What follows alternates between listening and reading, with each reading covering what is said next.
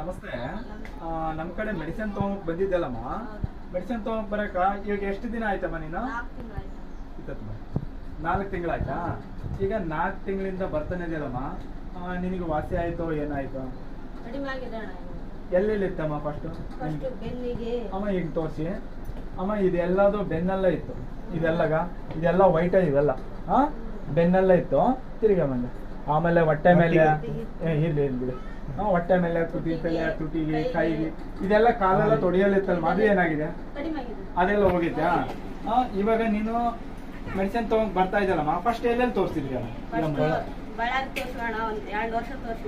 ಬಳ್ಳಾರಿಗೆ 2 ವರ್ಷ ತೋರಿಸಿದ್ರಣ?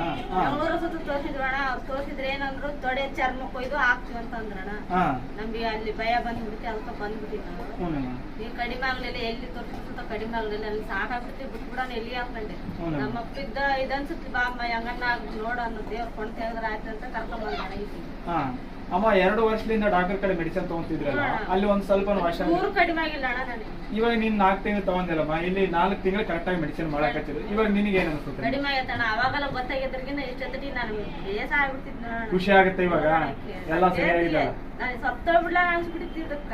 ಇರ್ಲಿ, ಒಳ್ಳೇದಲ್ಲ. ಅದಕ್ಕಂತೂ ಒಬ್ರ ಕಡೆಯಿಂದ ಒಂದ್ ಸೊಲ್ಯೂಷನ್ ಇದ್ದೇ ಇರುತ್ತೋ. ಅದೆಲ್ಲ ಸಾಧನೆ ಎಲ್ಲ ಸಾಯೋದು, ಏನಾದ್ರೂ ಮಾಡಿ ಸಾಧನೆ ಮಾಡ್ಬೇಕಂತ. ಅದು ಸಾಯೋದು ಸಾಧನೆ ಅಲ್ಲ, ಅದು ಒಳ್ಳೇದಾಗ್ಲಿ ಅಮ್ಮ. ಇವಾಗ ನಿನಗೆ ಮೆಡಿಸಿನ್ ತಗೋತಿದ್ದಲ್ಲ, ಇದನ್ನ ಯಾವ ತರ ಅಪ್ಲೈ ಮಾಡ್ತಾ ಇದ್ದಿ? ನಾನು ಮುಂಜಾನೆ ಸ್ನಾನ ಮಾಡಿ ಹಚ್ಕೊಂತ, ಮುಂಜಾನೆ 10 ಗಂಟೆಗೆ 9 ಏರ್ದಕ್ಕೆ 4 ಬೇರೆ ಹಚ್ಕೊಂತ, ಅಲ್ಲೇ ಬಿಸಿಲಾಗೆ ಇರ್ತದ. ಊಟ ಮಾಡಕ್ ಕೆಳಗ್ ಬರ್ತದೆ, 2 ಗಂಟೆ 2:30 ಬರ್ತದೆ. ಹಚ್ಚೋದು ಬಿಸಿಲಿಗಿರಲ್ಲ. ಅದ್ರಂಗೆ ನಿನ್ ತರ ಮಾಡ್ಬೇಕು, ಹಚ್ಚಿ ಬಿಸಿಲಿಗಿರ್ಬೇಕು.